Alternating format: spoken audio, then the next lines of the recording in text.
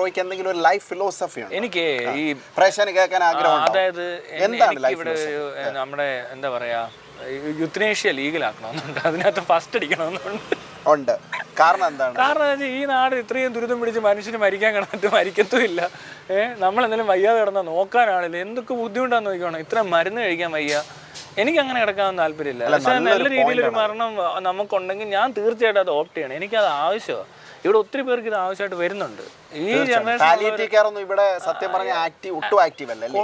അങ്ങനെ ഒരു സംഭവം ചെയ്യുന്നില്ല. പറഞ്ഞു കഴിഞ്ഞാൽ പൈസ ഉള്ളവർ ചിലർ വളരെ വൃത്തിക്ക് മരിക്കുന്നുണ്ട് അല്ലേ. ആ മരിക്കുന്നതിന് മുമ്പ് കുറച്ചാൾ കിടന്നു പോയെന്ന് കരുതുക. എന്തിനിങ്ങനെ കിടക്കുന്നേ? എനിക്ക് യാതൊരു താല്പര്യമില്ല. എനിക്ക് സൂയിസൈഡ് ചെയ്യാനും വയ്യ. അപ്പോൾ എൻ്റെ ആഗ്രഹം അതാ. മനസ്സിലായി? എനിക്കതിന് ഞാൻ എപ്പോഴെങ്കിലും ഒരു ഫൈറ്റ് ചെയ്യാൻ തുടങ്ങും.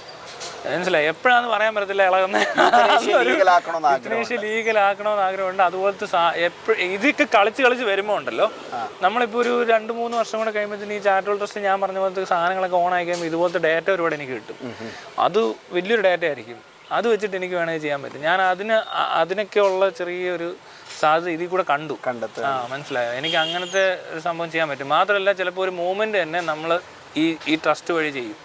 അന്ന് എനിക്ക് ഇതിനകത്ത് ചിലപ്പോൾ കുറച്ചുകൂടി സപ്പോർട്ട് കിട്ടും. അപ്പോൾ നമുക്ക് ലീഗലി മൂവ് ചെയ്യുന്നതിന് അത് ഇച്ചിരി പബ്ലിസിറ്റി കൂടുതലായിരിക്കും. അങ്ങനെ സമയത്ത് ഇതൊക്കെ വർക്ക് ചെയ്യും, ഉറപ്പായിട്ടും ചെയ്യും. നല്ലൊരു ഓൾഡ് ഏജ് ഹോം ഉണ്ടാക്കണം. നമ്മൾ തന്നെ ആദ്യം അവിടെയും കിടക്കണം. മനസ്സിലായി? ഇവിടെയൊക്കെ ഇതൊക്കെ ഇനി വരുന്നവർക്കെല്ലാം വേണം. ഓൾറെഡി കുറെ ഓൾഡ് ഏജ് ഹോംസ് വന്നിട്ടുണ്ട്. സത്യം പറയും പറയുന്ന എല്ലാം ചിന്തിക്കുന്ന മൊത്തം മരണവും പ്രിപ്പറേഷനും എന്താ കാര്യം എന്നറിയോ? ഇനി ഏറ്റവും ആവശ്യമുള്ള സാധനമാണ്. നിങ്ങൾ യൂറോപ്പിലല്ലേ, അവിടെയൊക്കെ എല്ലാം ഉള്ള ഫെസിലിറ്റി ഇതൊക്കെയാ. അവിടെ ഉള്ളവർ ഇത്ര ഹാപ്പി ആയിട്ട് നിൽക്കുന്നതിന് കാരണം തന്നെ ഇതാ. ഇവിടുത്തെ മൊത്തം ബേർഡൻ എന്തുവാ? ഫാമിലി. അത് കഴിഞ്ഞ് അവർ തന്നെ നമ്മളെ നോക്കണം. അപ്പോഴത്തേന് ഭയങ്കര അണ്ടർസ്റ്റാൻഡിങ്ങും അഡ്ജസ്റ്റ്മെന്റ്സും കൂടും. എന്തിനാ ഇതിലേക്ക് ആവശ്യം? നമ്മൾ ഫ്രീ ആയിട്ട് ജീവിക്കുന്നു, മരിക്കുന്നു. എന്തിനാ ഈ പിള്ളേരെ നോക്കിയിരിക്കുന്നത്? അല്ലേ എന്തിനാ തന്നെ നല്ല നോക്കുന്നത്? ഒരു യൂറോപ്യൻ കൺസെപ്റ്റ് ഒന്നും അത്രയും വരത്തില്ല. ഇഷ്ടമാണോ? എനിക്ക് അങ്ങനെ ആരോടും അങ്ങനെ വലിയ താല്പര്യമൊന്നും. ഒരു ഏതെങ്കിലും ഒരു മനുഷ്യനോട് ഒരു ഗുരു അല്ലെങ്കിൽ പറയുന്ന കൊള്ളാം എന്ന് തോന്നിയിട്ടുണ്ടോ? ഞാൻ സത്യം പറയാലോ, ഞാൻ ആരും പറയുന്നത് ഇല്ല. അതും ഇല്ല. ഞാൻ ഇവരുടെ ആരുടെ സ്പീച്ച് കേൾക്കത്തില്ല. മൈത്രേയന്റെ സ്പീച്ച് കേട്ടിട്ടുണ്ട്. ഞാൻ കേട്ടിട്ടുണ്ട്. ഇല്ലെന്നല്ല, അയാൾ എന്താ പറയുന്നതെന്നറിയാം. ഇങ്ങനത്തെ കാര്യങ്ങൾ വന്നാൽ പുള്ളി എങ്ങനെ റിയാക്ട് ചെയ്യുമെന്നറിയാം. അല്ല, പുള്ളി മാറ്റിയൊന്നും പറയുന്ന ആളല്ല. പുള്ളിയുടെ ഒരു കൺസെപ്റ്റ് നമുക്കറിയാം എങ്ങനെയാണ്. അതുപോലെ ഈ രവീന്ദ്രൻ സിയുടെ അറിയാം. പുള്ളിയൊക്കെ പുള്ളിയുടെ ഒക്കെ പരിപാടി കുറച്ചുകൂടി ഇന്റലക്ച്വൽ ലെവലിൽ പോകും. നമ്മൾക്ക് അത്ര അറിയത്തില്ല. പുള്ളിക്ക് സയന്റിഫിക് ആയിട്ട് നോളജ് കൂടുതലാണ്. അല്ല, അതൊക്കെ അങ്ങനെയുള്ളവരുടെ കാര്യം വേറെയാ. എനിക്ക് അങ്ങനെ. പക്ഷെ ഇങ്ങനെ കാണുമ്പോൾ അങ്ങോട്ട് അയ്യോ ഇയാൾ വന്ന അതൊന്നും ഇല്ല. ചാനലുകാരല്ലോ അപ്രോച്ച് ചെയ്തിട്ടുണ്ടോ ബ്രോ ഇങ്ങനെ എന്തെങ്കിലും സംഭാഷണമോ? പിന്നെ ഉണ്ട്. അങ്ങനെയൊക്കെ ഉണ്ട്. ഇടയ്ക്കൊക്കെ ഏത് മംഗളം ഇന്റർവ്യൂ ചെയ്യാറുണ്ട്. 2 പ്രാവശ്യം അവർ ചെയ്തു. 2 പ്രാവശ്യം ഓൺലൈനും 1 പ്രാവശ്യം നേരിട്ടും ചെയ്തു. അല്ല, അധികം പേർക്കൊന്നും ഞാൻ അങ്ങനെ പോയി ഇരിക്കത്തില്ലടൂ. എന്നെ വിളിച്ചാൽ എനിക്ക് താല്പര്യമില്ല. ഉള്ള കാര്യം പറയാമല്ലോ. നിങ്ങൾ പിന്നെ അങ്ങനത്തെ വലിയ സംഭവം അല്ലാത്തതുകൊണ്ടാണ് ഞാൻ വന്നത്. അങ്ങനല്ല, അതല്ല. അത് കാണുമ്പോ അറിയാമല്ലോ, ഓരോരുത്തരുടെ പരിപാടി കാണുമ്പോ അറിയാലോ. ഇത് വൻ സീനൊക്കെ ഇടുന്നവന്മാരാണ്. ശരി വേണ്ട സാറേ എന്ന് പറയണ ആ ഒരു സംഭവം ഉണ്ടല്ലോ. നിങ്ങൾ വളരെ കൂളാണ്. ഞാൻ നിങ്ങളുടെ പരിപാടി കണ്ടു ഇതിനു മുമ്പേ.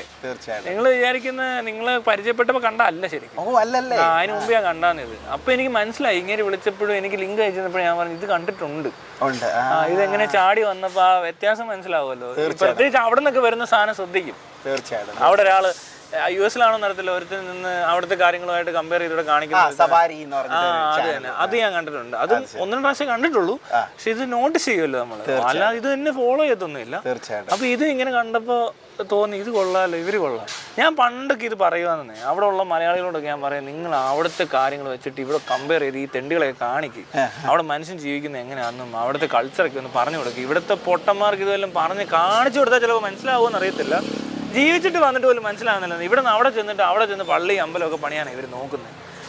ഞാനിപ്പോൾ കേരളത്തെ കുറിച്ച് പറയുകയാണല്ലോ. ഇപ്പോൾ കേരളത്തെ കുറിച്ച് ഇപ്പോൾ പൊതുവേ വെളിയിലുള്ള കൺസെപ്റ്റ് ഇവിടെ വന്നിട്ടുള്ളവർക്കും പോകുന്നവർക്കും ഒക്കെ സത്യം പറഞ്ഞാൽ നല്ലൊരു സ്ഥലമായിട്ടാണ് തോന്നുന്നത്.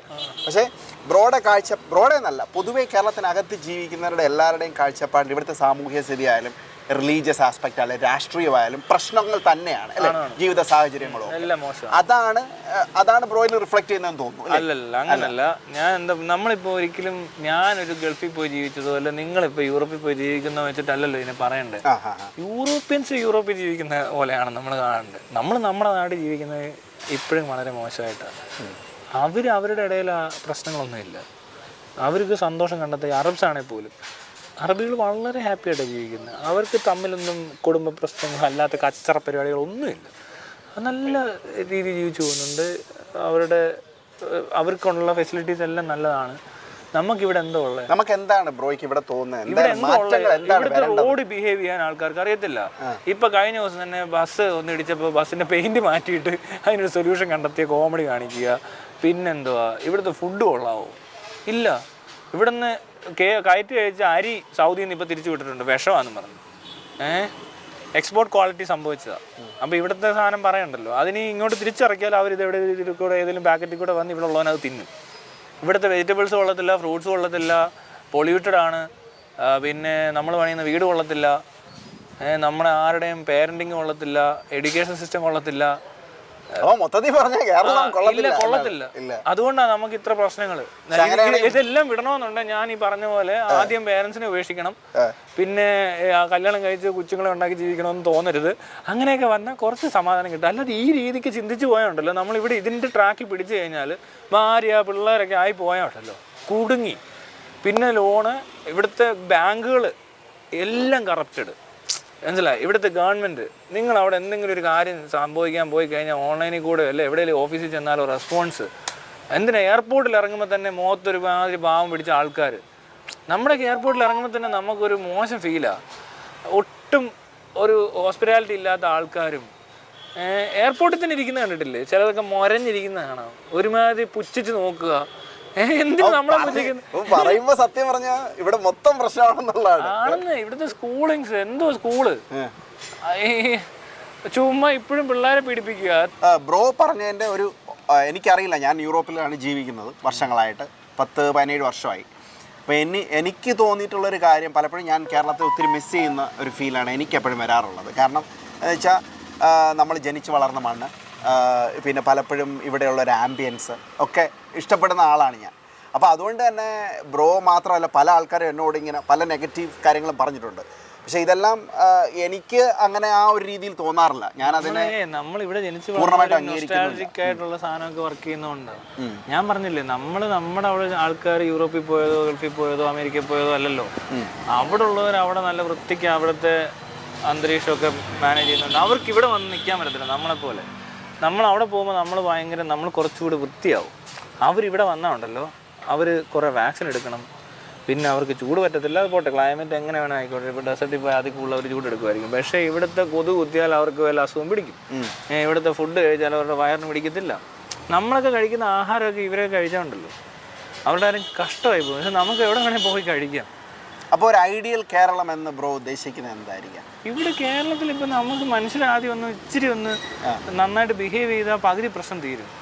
അത് ഇപ്പോൾ സ്കൂളിങ്സ് അല്ലാതെ വേറെ വഴിയൊന്നുമില്ല. സ്കൂളിൽ തുടങ്ങേണ്ടതാണിത്. ഇവിടേക്ക് ക്യൂ നിൽക്കാൻ അറിയത്തില്ല, റോഡിൽ ബിഹേവ് ചെയ്യാൻ അറിയത്തില്ല, എവിടെയും തുപ്പും. മൂത്രം ഒഴിക്കുന്ന പോട്ടെ, മൂത്രം ഒഴിക്കാൻ അത്രയ്ക്ക് മുട്ടിക്കഴിഞ്ഞാൽ വേറെ ഇവിടെ കംഫർട്ട് സ്റ്റേഷൻസ് ഒന്നും ഇല്ലാത്തതുകൊണ്ട് സംഭവിച്ചു പോകുന്നതാണെന്ന് പറയാം. പക്ഷെ മറ്റേത് അങ്ങനല്ല. അതെന്ന് വെച്ചാൽ തുപ്പുക എന്ന് പറഞ്ഞാൽ ചുമ്മാ അങ്ങ് തുപ്പുക. എന്തിനിപ്പോൾ ഫ്ലാറ്റിലൊക്കെ ചില ഗൾഫിലൊക്കെയാണ് ഞാൻ കണ്ടിട്ടുണ്ട്, ഇന്ത്യൻസ് താമസിക്കുന്നതിൻ്റെ ഭിത്തിയിലൊക്കെ ഇങ്ങനെ മുറുക്കാനൊക്കെ ഇങ്ങനെ തുപ്പി ആൾക്കാർ സ്റ്റെയറെ കൂടെ കയറി പോകുന്നത്. അത്രയും വൃത്തിയായിട്ടവന്മാരെ. അല്ല, അത് തീർച്ചയായിട്ടും ഞാൻ അത് അംഗീകരിക്കുന്നു. കാരണം എന്താ വെച്ചാൽ ഈ പറയുന്ന പോലെ വഴിയിലൊക്കെ വഴിയിൽ ചപ്പയോറി, നമ്മുടെ പ്രകൃതി എന്ന് പറഞ്ഞാൽ ഇത്രയും മനോഹരമായിട്ടൊരു സ്ഥലം ഉണ്ടായിരുന്നില്ല. പക്ഷെ അതെല്ലാം അങ്ങനെ നമ്മുടെ പ്രകൃതി പണ്ടേ അത്ര വലിയ ഭംഗിയൊന്നുമില്ല. ഇവിടെ ഉള്ളവർ പണ്ട് തൊട്ടേ കൾച്ചർ ഇല്ലാത്തവരാ. ഇവിടെ ഇപ്പൊ തന്നെ ഇത്രയൊക്കെ ആയിട്ട് പോലും ഇത്രേ ആയിട്ടുള്ളൂ. വേറെ ബാറ്ററി ഇല്ലല്ലോ? ഇല്ല, ഉണ്ട്. ബാറ്ററി പെട്ടെന്ന് ക്ലോസ് ചെയ്തോ. എത്ര സമയമുണ്ട് ഇനി? 5 ബാറ്ററി ഉണ്ട്. വേണ്ട. അപ്പം ബ്രോ, അപ്പം എന്തായാലും നമ്മൾ കുറേ കാര്യങ്ങൾ സംസാരിച്ചു. ചെകുത്താൻ ഇനി എന്തെങ്കിലും നമ്മളോടോ ഈ ലോകത്തിനോടോ ആർക്കെങ്കിലും എന്തെങ്കിലും ചോദിക്കാനുണ്ടോ? അല്ല, അങ്ങനെ ഉണ്ട്. ഞാൻ അതിനകത്ത് എന്റെ പണി ചെയ്താണല്ലോ ഞാൻ ഇങ്ങനെയൊക്കെ വെച്ചങ്ങ് ചോദിച്ചോളാം. അപ്പോൾ ഒരു കാര്യം കൂടെ ചോദിക്കട്ടെ. ഇപ്പൊ ഈ ചെകുത്താന് പിന്നെ കല്യാണം കഴിക്കാനൊക്കെ ഭയങ്കര പാടായിരിക്കുമല്ലോ. ഞാൻ കല്യാണം കഴിച്ചോളൂ. ആണോ? അത് ശരി. ഇതും പൊക്കി പിടിച്ചോണ്ട് നടക്കാറില്ല. ഞാൻ തിന്നുന്നതും തൂർന്നൊന്നും വീഡിയോ ഇടാത്ത പോലെ. ഞാൻ പറയുന്നില്ല. അല്ല, ഞാൻ പറഞ്ഞത് അങ്ങനെയൊന്നും ഉള്ള സാധനങ്ങളൊന്നും ഞാൻ അങ്ങനെ എടുത്ത് പറയാറില്ല. എന്റെ വീട്ടുകാരെ പറ്റി, ഫ്രണ്ട്സിനെ പറ്റി, തീർച്ചയായും ഒന്നും. ഒരാളോടും പറയേണ്ട അതിൻ്റെ കാര്യം ആവശ്യമില്ല, അതിൻ്റെ ആവശ്യമില്ല. നമുക്ക് ഈ എൻ്റെ ഇതിനകത്ത് പേര് പോലും ഇല്ലാന്നല്ലോ. ഞാൻ എൻ്റെ പേര് പറഞ്ഞ പോലും അല്ല വരുന്നത്. എനിക്ക് ഇൻട്രോ ഇല്ല, ഒന്നുമില്ല.